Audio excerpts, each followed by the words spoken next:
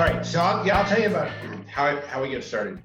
And many years ago in this space is like last year, right? Yeah, seriously.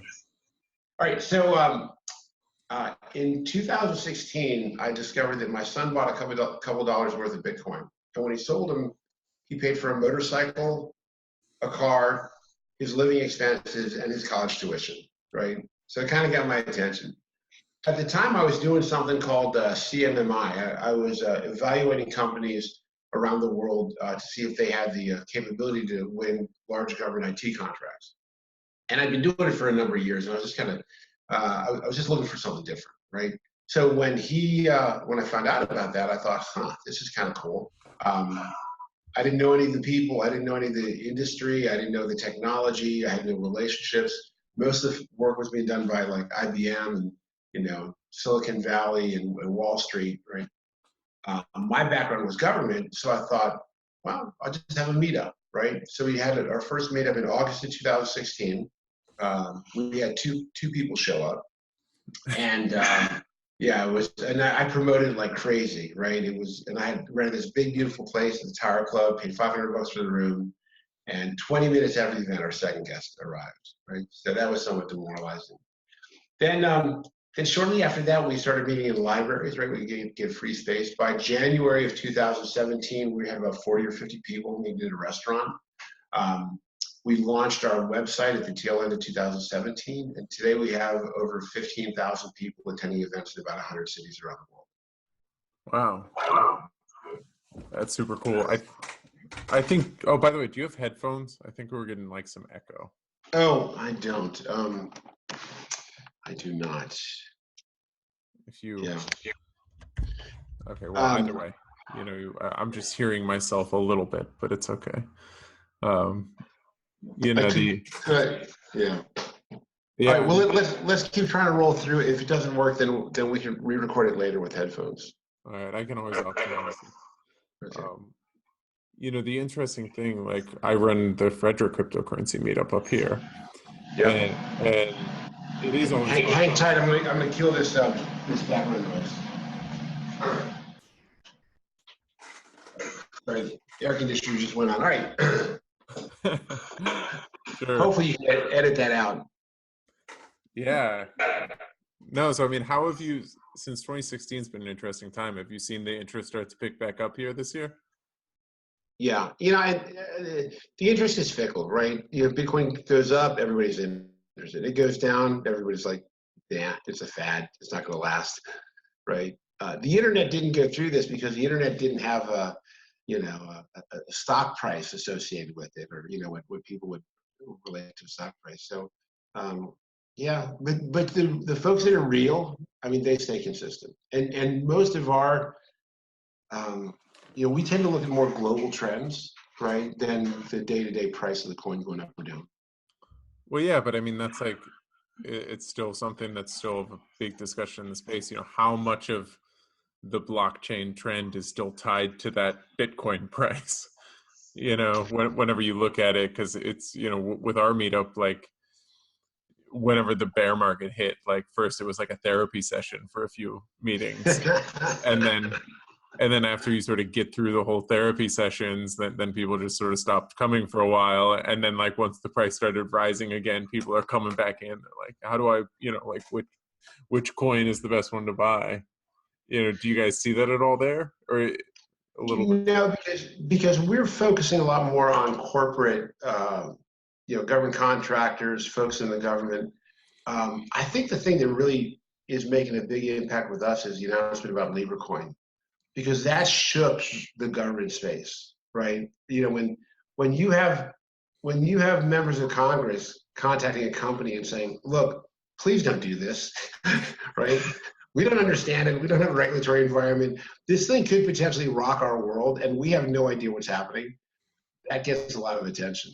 So are you excited about Libra? Like, what is kind of the general thoughts so far, especially even kind of in the DC area? Well, so I think that we're moving towards a radical game changer, right?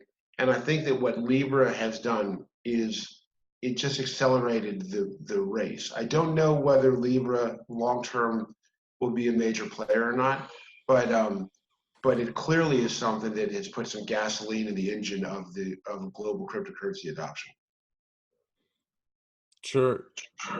But, like, I guess this comes down to like, what do you guys, the big thing whenever you talk to kind of a lot of the people in DC is that they can't really differentiate, it seems, between like decentralized cryptocurrencies and not decentralized cryptocurrencies. Right. I think you're right. And a lot of that is just simply because they don't understand it, right? So they kind of put it all in the same bucket, right? So they look at Libra and they think, oh, well, Libra's just like Bitcoin, right? That's just an issue of ignorance. I mean, the space is so new, right? I mean, Jiminy Crickets, most people don't have any idea what this is. They'll learn over time.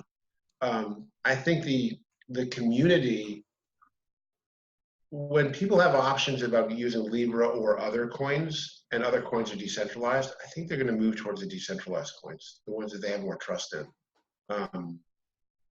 But at the same time, look, not Facebook. What was the one right before Facebook? Like MySpace. MySpace. Look, MySpace had an impact, right? Facebook might not have been what it had been if it hadn't been for MySpace, right? Same thing with VCRs and records, right? We wouldn't have streaming today if we hadn't gone through those other things. So I don't know.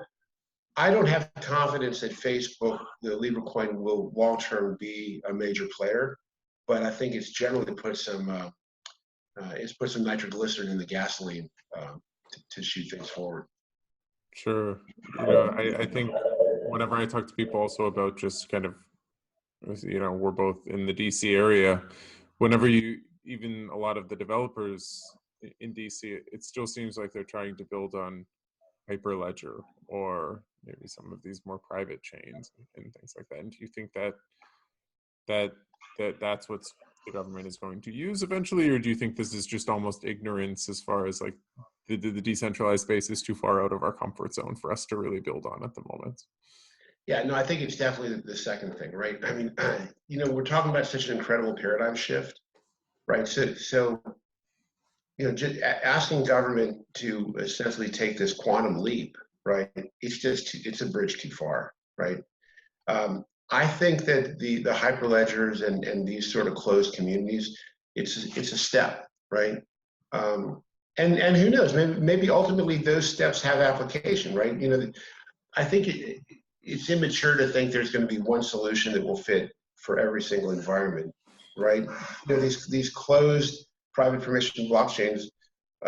Look, it's a big world with lots and lots of applications. It's not unusual if I got. It might be an architectural concept that makes sense in some cases, but as far as money is concerned, I think that we're going to go strictly with a decentralized model long term. Yeah, I mean, it's always funny to me whenever you talk about, like whenever you think about a government using a blockchain, because like the original blockchains, the whole use case is sort of this regulatory arbitrage, like we're going to get around the ability for the governments to shut us down. And now, Right. like thinking that the government would actually build on top of them is still slightly foreign. But you're hitting on a paradigm shift, right? And I think that we need to move from the concept of government to the concept of governance, right? Because even in the Bitcoin community, the Bitcoin community requires governance, right? That the whole concept of, right? I mean, there's got to be some mechanism for managing human interaction. So I would say that the Bitcoin community is probably not the best example of governance in even the blockchain space. Well, I would disagree, and I'll tell you why. Hundreds of billions of dollars of transactions happen every year on the Bitcoin blockchain, and it works. Right? People can go to exchanges, they can get their coins, it is a very decentralized governance, right? But all of these computers, they speak the same language, right? It is a consensus-based governance model, right? The thing that's going to be such an eye-opener to government is when we start realizing that a lot of the things that governments do today we can do with governance, right? It's going to take us a long time, right? But so anyway, I think the hyperledgers and things like that, they're the building blocks to build the bridge to that new place. Yeah, no, actually, so I think the episode we did 2 times ago from when we'll post this, I believe, it was basically just me debating a Bitcoin maximalist for an hour. I'm so sorry. Yeah, and he was his whole thing was that Bitcoin is successful because they don't have governance. Basically, like there is no way for the protocol to upgrade or ever change. So then it continues to go because it's almost dysfunctional in a way. That's interesting. Yeah. So, and I obviously am building on Ethereum, so we have sort of ways to upgrade the protocol, and you have meetings of people actually cooperating, which is different than Bitcoin, where everybody just agrees not to cooperate. And this, the fact that we all sort of agreed not to cooperate and upgrade a system makes it more decentralized, and it's this weird sort of yeah. But at any rate, what we're finding is in these communities, right? Whether they're separating into these different algorithms, right? And some, like, I think Bitcoin is a great solution for some things, right? Personally, I think it will eventually become the digital asset that backs other currencies, right? And maybe that's a great role for it, but it's not a great role. I mean, it's not a great place for it to be the transaction mechanism for a Starbucks coffee, right? We'll have lots of others, Lightning Coin and other stuff like that. Yeah, so we don't really know, but this idea of people coming together and self-organizing around different coins, different technologies, different blockchains. Some are organized such that it'll never change, which might be really, really good, and others, are more fluid. I think it all creates an ecosystem. Yeah, well, I completely agree, and I think each individual coin can create an individual ecosystem. But I guess the classic question you'll get as a DC person is, like, do you think long term, like, these things can be successful given, I guess, regulators and government? Do you think that these pose kind of too much of a threat to the U.S. dollar, kind of like Congress calling on Libra to stop? So if you look at life as a movie as opposed to a frame, right? If we look at the frame today, I think Libra is going to face a lot of challenge, right? I think regulators around the world are going to say, wait a minute, they're going to face a lot of challenge, which is why I don't know whether they're the ones that will ultimately succeed. But eventually, look, there's a lot of governments that didn't want to see things change, right? The Roman Empire didn't want to see things come. I'm sure Napoleon didn't want to see his empire collapse. And I think that these changes are going to happen over a period of time. But initially, it's going to be a rocky road. Sure. Yeah, because people have been, I guess, kind of creating community currencies for decades, but none have ever really caught on and sort of overthrown or really played even a significant role in any sort of commerce.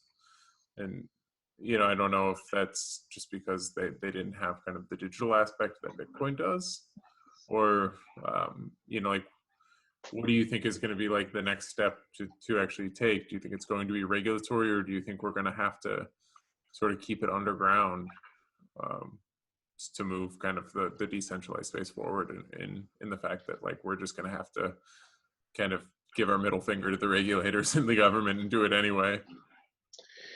I think a big part of that answer there is what's going to happen with privacy coins, right? Are governments going to outlaw privacy coins? All right. Are they, to what degree are privacy coins going to be used by people, right? The government has a responsibility to enforce laws, right? And so the downside is when governments lose visibility, they can't stop bad actors from doing bad things. And as a society, we have to ask ourselves, if there's no check on bad, if the government's not a check on bad actors, how do we establish a check on bad actors? Can the community do that? If the community can't do that, we're going to go back to asking government to do it. If the community can do it, then government's really they're going to be pushed out. Yeah, I don't know. I mean, from a policy question, let me ask you, do you think it's a good idea to outlaw privacy coins? I come from the libertarian aspect of things, so I would say no. Yeah. But you can see the argument on both sides, right? Yeah, no, definitely. And that's always, like, well, would you give up almost freedom for safety? Yeah. And it could come back to that basic argument, maybe, like, do we want to sort of give up, because you could make the same argument for the banning of cash. That's been maybe like it's been on the super far right for a while. The government's trying to ban cash, and they're going to come after our gold, because they almost don't want the competition. So and then that's sort of proven false. In a way, maybe just, the rumor is like the CIA still likes cash, so we need to keep it around. But listen, there are places in the world where the government doesn't do what they do for us here in the U.S., right? And in some of those places, they're very dangerous places, right? I live in Fairfax, Virginia, right? And it's easy for me to say I'd rather go for freedom than safety because I live in a safe environment. Right, but if I had bad actors impacting me, right, then I might feel differently.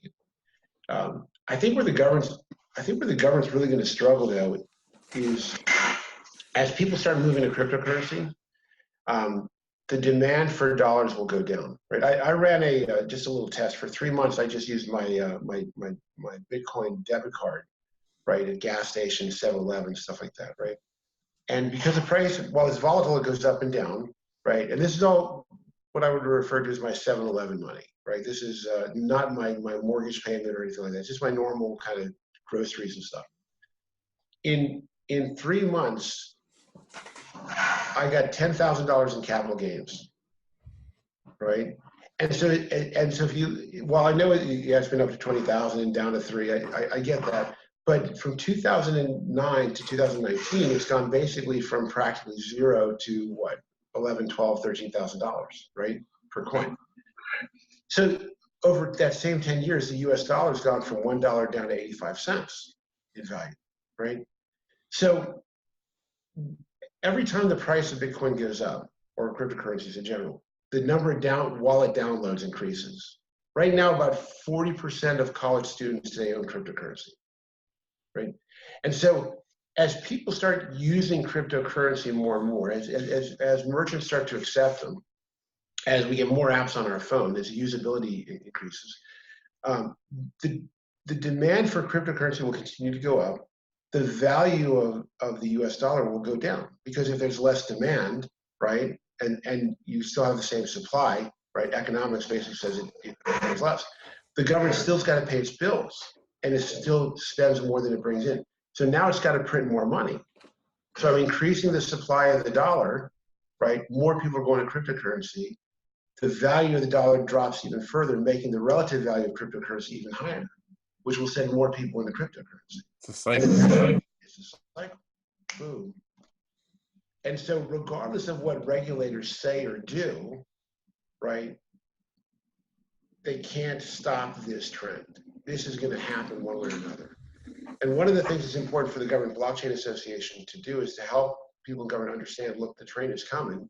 We need to create bridges and systems so that when that does happen, we can essentially have the systems and functionality to operate in a cryptocurrency world. Cool. So little caveat, which Bitcoin debit card do you use? Well, I was using Shift, but I'm not using it right now because they turned that functionality off. I've got to find a new one. All right. Yeah, you have to let us know. I always love whenever people are actually using Bitcoin and kind of in their daily lives or trying to find a Yeah. way. I usually I work and I earn Ethereum on the side sometimes. So it's So just how do you spend it? I usually I keep my Ethereum and then I gamble it away on different DeFi apps at the moment. Yeah. uh, it is tough to spend. I've bought several like developers with it. That's usually the one thing that I pay for. So like I paid for like a cryptocurrency audit in Ethereum. Yeah. So I like, paid for my daughter's wedding in Bitcoin. really, Yeah. Yeah. who did they accept Bitcoin or did you have to cash it out and then pay? Some of both. So Nice. I was able to find some vendors that would accept it and some, but I think I paid. So her wedding was tens of thousands of dollars, but it cost me $300. Nice. Yeah. So Yeah. So did you tell your daughter this? You're like, this is paid for by Bitcoin. well, the nice thing is, I forgot what the price was. I think I gave her like 10 Bitcoin or something like that for her wedding, right? And she's been married for a while now. She I, spent uh, Yeah, she spent 7, so now she's got a little bit of money for the down payment on their house. nice. Yeah, you're like dad of the year right there. That's pretty good. Yeah, Especially, $300 goes a long way. yeah, seriously, that's awesome. No, I joke. I bought my wife's engagement ring. I sold 10 Bitcoin or to go buy that, and Yeah, now it would be a very, very expensive engagement you ring. really love that lady, don't you? Right. Yeah, no, exactly. So okay, cool. I So guess listen, I eventually put Bitcoin at about 500,000. okay. 500, why that number? Well, and it's not so much that it's a specific number; it's really to communicate the magnitude, right? So whether it's 400,000 or five, it's not necessarily exactly 500,000. Um, But I really believe that Bitcoin is sort of the foundational cryptocurrency. And while a lot of other things fork off of it and map back to it, I don't think anything else will replace it.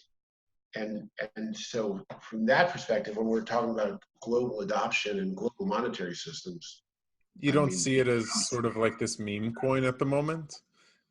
Like it's no, because it's basically, like especially in like end of 2017, whenever the price was crazy high, like transaction fees were hitting $20 a transaction. It was almost unusable.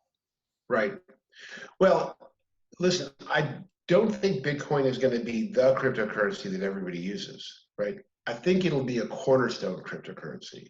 And so when a government is looking at making a transfer payment, let's say the United States government is making a transfer payment to the state of Virginia, right, for their Medicare and Medicaid expenses, they'll probably use Bitcoin because of its security, because of it, it's a cornerstone. Or, yeah, I kind of see it viewed as gold. I don't think it'll be the everyday use currency, but I think it'll be sort of the cornerstone bedrock currency. Yeah, I mean that, but it's still like an argument to me. Like a lot of people say, like, oh, well, we'll go back to having this. Bitcoin will be like gold, and that's what people will use as the cornerstone to a currency. Like we moved away from the gold standard. Like there's probably very few. Besides like some maybe very hardcore like Austrian economists, they're not really talking about moving back towards the gold standard. They're talking about almost moving farther away from it. Right, and I'm in agreement with that. The reason why we moved off the gold standard is because we couldn't be disciplined enough, right? So I'm not a big fan of stable coins, right? In that people saying, well, we have this coin, it's going to be backed up by this asset, because nothing really holds that to be true, right? If somebody says, yeah, we're backed up by whatever this asset is, and they decide to do their own fractional reserve lending, there's nothing that really stops them. There's nothing that holds that glue. Bitcoin is different, right? Bitcoin is essentially the self-imposed stablecoin, in not stable in terms of price at this point, But eventually, yes. When the system becomes large enough, I think it does stabilize out. But in that you can't spend more Bitcoin than you really have, right? And so that's why I think that the properties that it has, if a government wants to have a store of value, right, and if the transaction fee, look, if the transaction fee is the same for a cup of coffee as it is for $100,000, $200,000 house, $1 million transaction, right? Those transaction fees are very small comparatively. So for large transactions, I think it'll make a lot of sense because of the stability and security of it. Sure.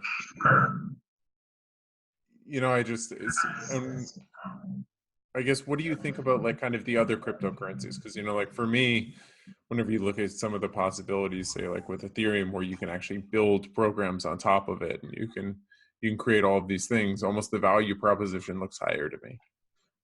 Like if you do have a very fast cryptocurrency that's used, why wouldn't that be worth more than Bitcoin as a cornerstone? Well, it goes back to just like we don't have one financial instrument for everything. Like we got a savings account, we got money market accounts, we got stocks, we got futures. There's different financial instruments that are good for different things. So if you need something that you need to build a smart contract on, clearly Bitcoin is not a good solution for that, right? Ethereum or some of the other platforms are. I don't think that we ever get to just one money, right? Or I think that there will essentially be a suite of them that'll have different properties. And so I think Bitcoin has that cornerstone spot, but it doesn't mean, and Ethereum's got some challenges that they've got to work through in terms of scalability, right? And we got a bunch of others, but I do think that we will eventually have a suite of cryptocurrencies that'll be used for different applications in different places, maybe different industries and domains. But I think Bitcoin's got a spot secured in that future ecosystem, but not an exclusive spot. Does that make sense? It does. Kind of on the topics of, these alternate coins, I know you can always talk about, well, which one's going to be top, but then do you find it ridiculous that all of these coins are worth as much as they are? Well, some of them aren't worth very much, right? No, but it's still shocking, like we talk about it all the time, like some coins that are worth, $10, $20 million, like are just blatant scams when you go to their website, like how. Well, and a lot of them have already deflated, right? I mean, yeah. I mean, this is sort of like a gold rush, right? When it was unregulated, everybody was making all kinds of claims. That's just a phase we're going to go through, right? There will be some currencies that I think Ethereum has value, right? There's a couple others. I'm concerned with some of the transaction fees and stuff like that. We just got to remember, it's so early. Jiminy Cricket's been, this entire industry's only really been around less than 10 years, right? I mean, yeah, it's so early. I'm telling folks, try a bunch of stuff, but don't think that wherever we are today, that's what it's going to look like in 5 years. But Jiminy Cricket's cryptocurrency is going to be there. It's going to be big. I recommend people get a variety of some of the top ones, and don't be too wed to any particular one, right? There was a time where Bitcoin was the dominant player, and now we got to recognize, look, it's one of many. But the world is so big, right? I mean, there's no single cryptocurrency that could handle everything. I mean, how many will there be? 50, 100? Ultimately, in terms of like real transactions of value. I mean, we're talking about billions and billions of people on the planet, and probably trillions of types of transactions, right? It's crazy. Sure. All these people that say we're going to be the one, I just laugh. Yeah, I mean, the big question would be, do you even want just one, as far as being able to incentivize the different ecosystems kind of that are building on top of it? Yeah, I mean, supply chain, like there's supply chains, there's medical systems. I mean, these guys I think they're all going to create. We're going to go to a world that is a world of cryptocurrency and tokenomics, right? And we'll have technologies that basically do just like we have money arbitrage, right? The forex market. We're going to have systems where all kinds of cryptocurrencies and tokens essentially will be able to instantaneously transfer. So I might go into a 7-Eleven, right? And when it's time to pay, my phone might scan through all the cryptocurrencies that I have available and pick the one that makes the most sense for that transaction.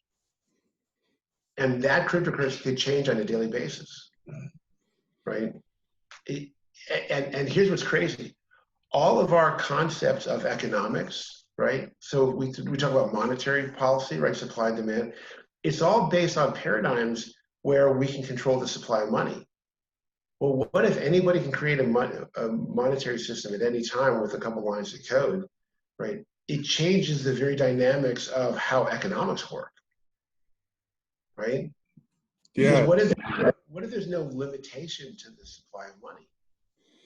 No, I just got finished reading a book. It was all about community currencies, and because like it was basically railing on our debt system or on our money system because it is debt based. Like the new creation of money is based upon debt.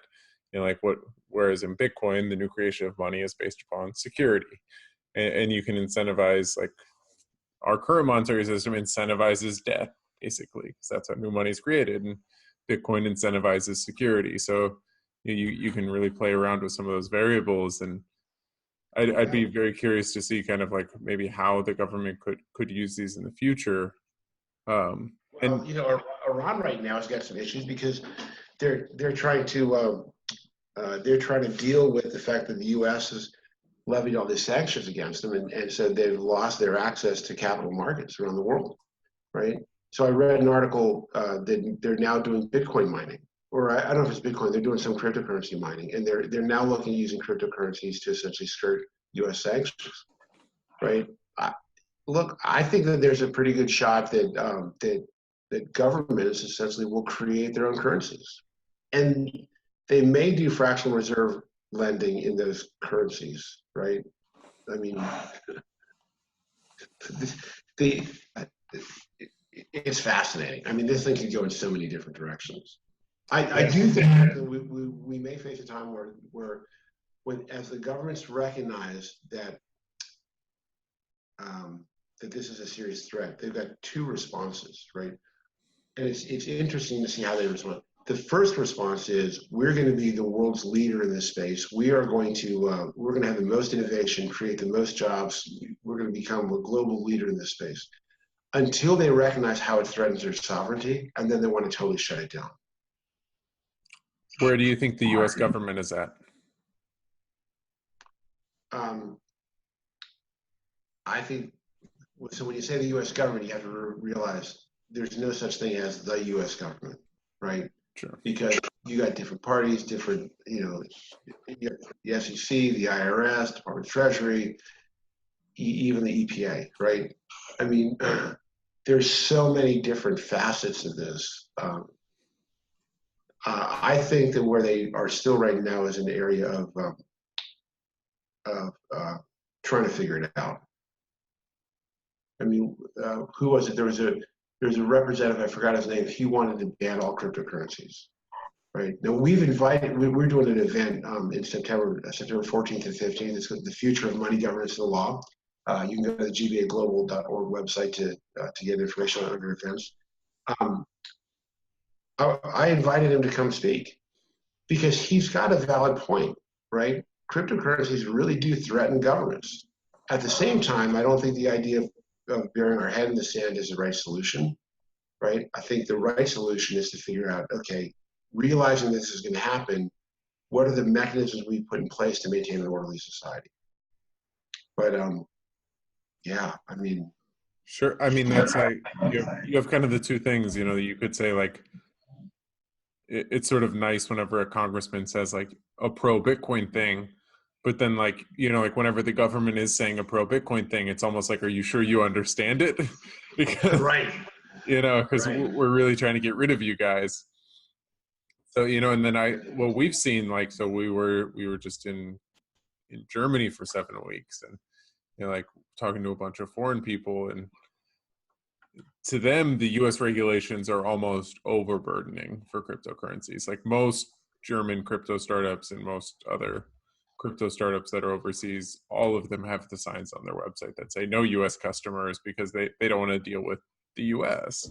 And it's almost like we're the one, like, you'll see, like, on a lot of the exchange website, it'll say, like, no customers from North Korea, Iran, Saudi Arabia, and the US. And it's like, Right. and that's like the bucket that we've been put in as far as, like, oppressive regulations. Yeah. In fact, I was talking to the chief of staff of somebody who's on the U.S. Senate Banking Committee, right? And they know it, and they're like, now, interestingly enough, they like Libra, because the Libra folks have been, walking the halls of Congress, like, talking to them and making the case that this is a good thing, right? But in fact, this one guy's going to speak at our event on national competitiveness. They recognize that they're sending all of this innovation outside of the country. They hate it. At the same time, they recognize there's been all these scams and all these people have lost their money. So they're trying to balance consumer protection with creating an environment of innovation, and they just don't connect, right? I mean, there are a lot of people who have been scammed, and the whole purpose of our regulation is to protect those people from themselves, Do you think that's the proper role for government? Like, it's always like, because I would actually argue that they haven't done a good job of protecting people. Because, like, people who want to kind of do these scam things are still doing these scam things, regardless of the fact that you're trying to crack down on it. Well, I don't think that either the government or individuals have really done a good job of protecting themselves against the scammers. I think we're like scammers 1, government 0, scammers 1, individual 0. They got us, right? A friend of mine just lost $8,000 a couple of days ago because somebody hacked into his phone. I think it's all a matter of balance. We're going to enter this conversation. I mean, you asked a great question. We're going to enter this conversation where we have to ask ourselves, what is the role of government with regard to land titling, right? Do we need the government to do land titling anymore? With this new technology and this new type of governance, maybe we don't need the government to do all those things that they did before. Maybe we need them to do some new stuff, right? Maybe we do need somebody to do data analytics of the blockchain, so that if somebody steals your money, that we can figure out who they are. I don't know. There are private companies that do that. There's a company out of Canada called the Blockchain Intelligence Group. They do data analytics of the blockchain on behalf of governments and to help isolate and identify bad actors.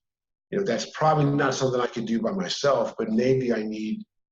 And again, when we talk about government, this whole concept of government, governance, and communities, I think that they start to change, because right now our governments are based on geographic borders. As we move into the future, maybe governments and governance are more associated around community borders, right? It's very different. I mean, all the rules are changing. Yeah. So how, I mean, that's interesting. Like, how do you think that would work? Like, to not have the geographic borders? Well, what's interesting is I have more in common with people that live far away from me that share my values than I do with my next door neighbor. Right? And so, if we look at voting, right? And how decisions are made. So right now, the old style is all the people who live close to me, geographically, right? We're all farmers, or we all work in a city. We all have this same context. We were all reading the same newspapers or watching the same 3 or 4 TV channels, right? And so we then elect some people to go off to a far off city and they make decisions in private, right? But we've essentially given that permission. Well, now I have access to the internet. I can see whatever views that I want to, right? Maybe these lawmaking bodies in the future are more associated with industry associations or community groups, right? As opposed to Virginia creating a set of laws and Washington creating a set of laws. You know, the technology allows us to do things in very, very different ways, and maybe better than other ways. Yeah, no, I'm just imagining like so you could have like your house weed is legalized and then your neighbor it's not legalized. You could yeah, it's it's gonna be really different. The other thing is about delegated voting, right? So, how many people have you met that they'll say, "Well, I am financially conservative but socially liberal," right? It's like everyone. Right. Or whatever, right? I'm a pro-life Democrat, right? Or whatever, right? We might be able to delegate our votes, and I might be able to take my vote and say, you know what, for social issues, I'm going to give it to this person. For economic issues, I'll give it to that person. Because we've never had the ability before to take that decision-making process and split it up. We just said, I'm just going to vote basically for one guy, and he's going to make all decisions on all subjects. This technology gives us so many different capabilities and opportunities. Yeah, I mean, I guess, moving on, like is the government open to these changes? I mean, I know that this is sort of where we're at now in 2019. You had, I would say, like 2016, 2017, the governments like started their working groups, and then 2018 you had like some proof of concepts built, and now 2019 we're all just going to shut up about it, right? Well, what's funny, in most parts of the government, the basic catchphrase is yesterday's technology, tomorrow. Right? They're slow, right? But they're going to get dragged into this, and I think where they're going to get dragged into this is it all goes back to the economics, right? When the dollar starts shrinking in value, and they're going to recognize that they have to interact with cryptocurrencies, right? And I think that's what's going to pull them into it. And the other thing that's interesting is if you look at the different sectors, there's a lot of sectors where blockchain makes a lot of sense, right? Supply chain, healthcare, identity management. The one sector where they were the most resistant is the financial sector, the banks, right? Oh, it's a scam. It's a Ponzi scheme. It's unstable, right? That's the very sector that's going to get pulled into this thing the fastest, because they recognize that if they don't act on it, they're going to get Ubered out of the industry. And so at the same time they were saying it's a scam, it's don't do it. They're doing all this research and development. They're building their own. They're filing their own patents. They're setting up their own coins. The banking industry right now is in the process of eating itself, because the retail banks realize that they don't need to go through the central bank. They can use blockchain for cross-border payments, right? So they're beginning to bypass the central banks. The central banks, realizing that they're essentially becoming a dinosaur, they're doing the direct-to-consumer accounts and creating their own national stablecoins, right? They're competing with each other, right? Well, the financial industry is at the hub of everything else, right? So as these things they're going to hit the financial industry first in banking, right? And that's when the government's going to get sucked in. In the meantime, they're just going to talk about it.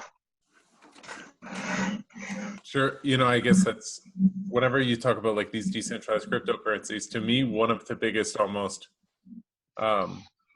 like to me, honestly, the biggest like threat to cryptocurrencies over the next short term is going to be like government regulations. So KYC, AML regulations, really, anti-money laundering regulations. And I don't know, how much do you think these Libra coins, or, you know, almost like the Ripples of the world, where like you can do it in a centralized way, do they hurt cryptocurrencies in general, because they sort of give people, you have the option to use a cryptocurrency and still comply, you know?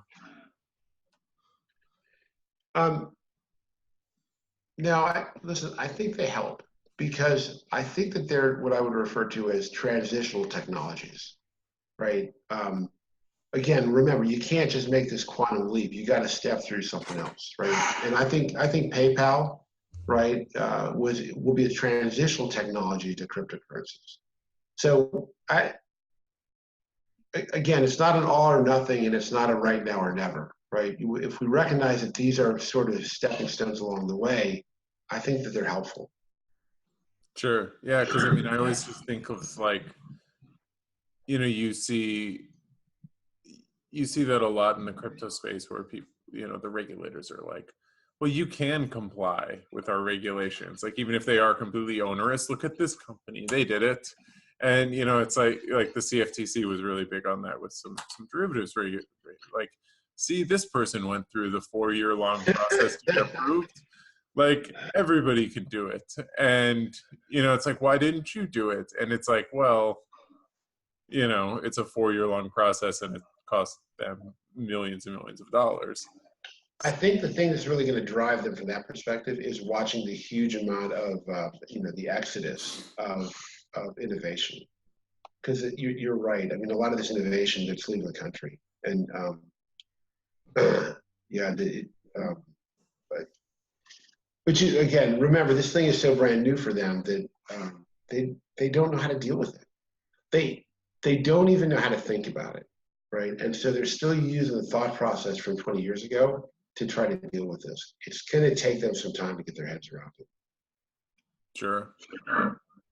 And again, that's what we're trying to help them with. That's why the Government Blockchain Association exists, right? We got about 15,000 people in private and public sector trying to bring them together, just to have those conversations. Yeah. So, you know, as we sort of approach on the hour, you know, like what do you think would be the next steps for you guys, and what can people do to kind of help educate the government? Or, you know, is that sort of a good plan moving forward? Yeah. Listen, we can't do it without the government, right? I mean, if we try to do it without the government's going to clamp down even harder and just make it much more difficult. The government will eventually lose, I believe, in this journey, right? Or be transformed. But we can either get there in a way that is miserable, right? Or we can kind of work through it. And I think that the best case is to demonstrate to the government, right, that we have new ways of solving problems that are better, right? And then some people will come along and in the government, and they will sort of agree with that. Some people will fight it. The ones that fight it will eventually lose, right? But if we're fighting I'd rather fight a small part of the government than the entire government, right? So we want to elect people that are you know, progressive in this space, right? That understand the technology, that aren't afraid of it, as opposed to people who just want to shut it down. So we need to go ahead.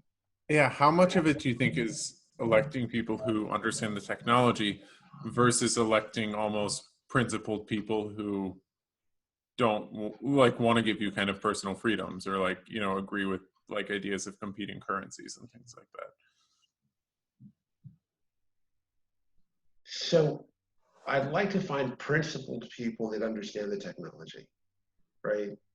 The dream. The dream. It is a dream. Yeah, that's a tough one, right? Because they say absolute power corrupts absolutely, right? Lord Acton said that. You know, I don't know. It's a because you know, that's like with the SEC, you know, the big gripe over the past few years with ICOs is like, well, like, why do people have to be accredited investors to buy into ICOs? You know, like, isn't there sort of the libertarian case you can make that, like, even if you have under $1 million worth of assets, you should be able to do whatever the hell you want with your money regardless? Well, true, but you have to remember the whole reason why the SEC is there and those rules are in place is because of things like the scams that we saw, right? Right. And so if we can demonstrate to the SEC that people can invest and make wise decisions and not get taken advantage of, right? We don't have to have these onerous rules, but we have to come up with the mechanisms to do that, right? Because I as a compassionate society, I don't think that we're in a place where we'll say, hey guys, it's a free-for-all, good luck, right? I don't know that we want to live in that kind of society because there's going to be a lot of people hurt. And the problem is the bad actors will then rise to the top. So we've got to come up with community-based models and algorithms, right, that solve that problem. And we're just not there yet. So you think we should just like 51% attack all the shit chains? We can just go and like DDoS their websites and take them down?